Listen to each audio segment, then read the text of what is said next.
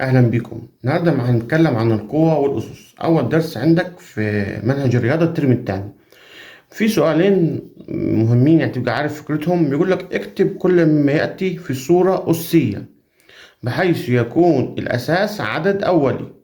يجيب لك رقم زي ده اللي هو 216. عايزين نكتب في الصورة أسية، يعني رقم أس رقم، زي ما أقول لك 5 أس 2، 4 أس 3.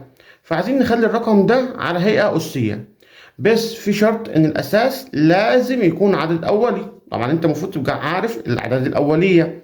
زي ايه الاعداد الاوليه؟ زي مثلا عندك الاتنين، ده اصغر عدد اولي والزوج الوحيد الاولي. عندك التلاتة، الخمسة، السبعة. اللي هي الاعداد لو ضربتها في جدول الضرب مش هتلاقي غير الرقم في الواحد بس، يعني زي خمسة في واحد، سبعة في واحد تدي لك سبعة. اما لو قلت لك ستة، طبعا ستة مش اولي. ليه؟ الستة عبارة عن واحد في ستة، او عبارة عن اتنين في تلاتة. كل ده ايه؟ ده يبقى كده العدد مش اولي. طيب التسعة اولي ولا مش اولي؟ في جدول الضرب هتلاقي التسعة ليها كذا حاجة تديك التسعة. واحد في تسعة، تمام. تلاتة في تلاتة بتسعة. أما لو دورنا على رقم زي الحداشر، رقم زي السبعة، رقم زي الخمسة، لو أنا سألتك كده مثلا كام في كام في جدول الضرب يديلك خمسة، مش هتلاقي غير خمسة في واحد. نفس الكلام مع السبعة. كام في كام في جدول الضرب يديلك سبعة، مش هتلاقي غير واحد في سبعة. تمام، مش هتلاقي ارقام تانية. فاحنا لازم الارقام دي اللي نحللها تكون اعداد اوليه، يعني هنا يظهر لك 2 3 5 7. تعال نشوف. بيقول لك السؤال ده اللي 216. 216 عايزين نحللها. هنا هنعمل حاجه بسيطه. في عندك طريقتين، في طريقه اسمها الشجره وانا دي مش بفضلها عشان لازم تبقى حافظ. يعني انا لو سالتك 200 216 كام في كام يديك 216، مش هتعرف عشان احنا لسه هنحلل. ففي الطريقه الاسهل ان احنا بنقسم ارقام دي، بنكرر عمليه القسمه. يعني هنشوف ازاي. رقم زي ال 216 ده اهوت 216. انت طبعا هتلاقي الستة عدد زوجي فتقبل القسمة على الاتنين، فهنا اجي اقسمها على كام؟ اقسمها على اتنين. طب انا 216 على اتنين مش عارفها، ممكن استخدم الآلة لو انت حابب. هياتي 216 على الاتنين تطلع لك كام؟ 108. يبقى 216 فيها ال 108. طيب ماشي. ال 108 برضو التمانية تقبل على الاتنين، اقسم تاني على الاتنين. هياتي 108 على الاتنين فيها كام؟ 54. تمام. الأربعة وخمسين. الأربعة للزوجي أقسم تاني على الاتنين. 54 على الاتنين فيها ال27.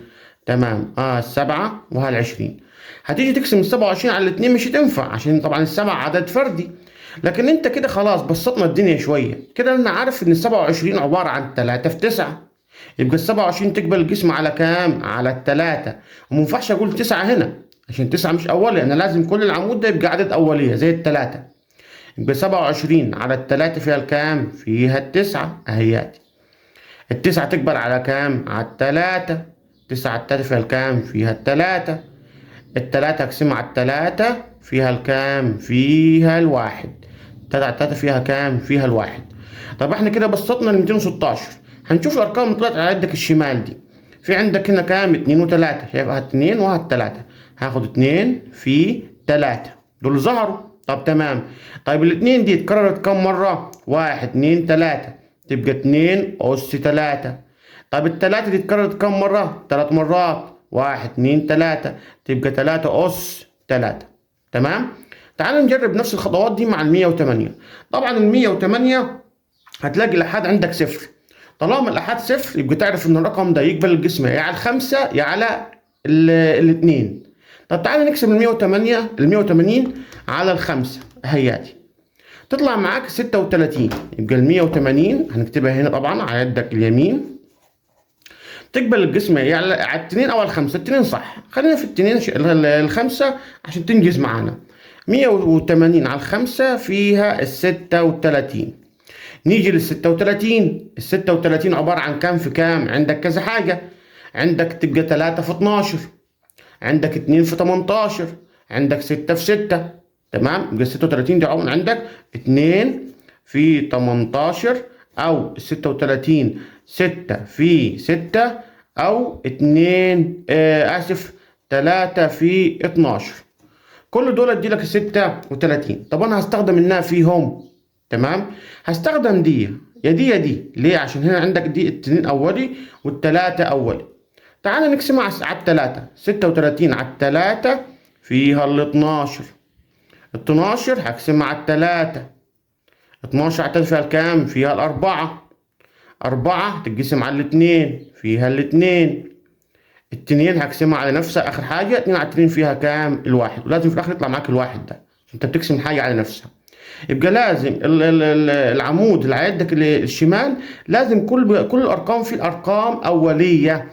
يعني ما ينفعش الاقي هنا مثلا 6، ما ينفعش الاقي مثلا هنا 8، ما ينفعش الاقي هنا مثلا 10. لازم كل الارقام دي تبقى ارقام مالها اوليه. تمام.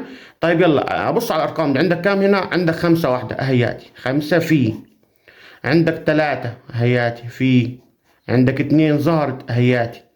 الخمسة كم مرة؟ مرة واحدة، خلاص أسيبها. التلاتة كم مرة؟ مرتين، تبقى 3 أس 2. التنين كم مرة ظهرت؟ تبقى مرتين، تبقى 2 أس 2. واحنا كده خليناها في ايه؟ في صورة أسية. يبقى الرقم 180 صورته الأسية 5 في 3 أس 2 في 2 أس 2. يا ريت نعمل متابعة للصفحة ولايك للفيديو. شكرا.